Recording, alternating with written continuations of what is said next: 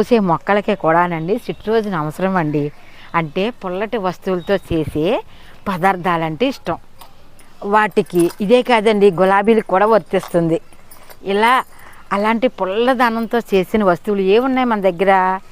ఇప్పుడు కమలా తొక్కలో, నిమ్మ తొక్కలో, నారింజ తొక్కలతో చేసిన మన దగ్గర లిక్విడ్లు ఉన్నాయి కదండి, అవి ఇద్దామండి. అవి ఇవ్వటం వలన కూడా మనకి సిట్రోజన్ మొక్కలకు అందుతుంది. అంటే మనకి ఎలా సి విటమిన్స్ ఎలా అందుతుందో వీటికి కూడా అలానే అందుతుంది. మా మట్టి చూసారా ఎంత బాగుందో! ఇదంతా కూడానండి ఎండుటాకులతో చేసిన మట్టేనండి. కమ్మలో, కర్రలో, పుల్లలో అన్నీనండి. అన్నీ ఇలా అయిపోతాయి మాకు. అది తర్వాత కూరగాయ తుక్కు, ఉల్లిపాయలు, ఇదండి. ఇలా చూసారు కదా, ఇలా చేసాం కదండి.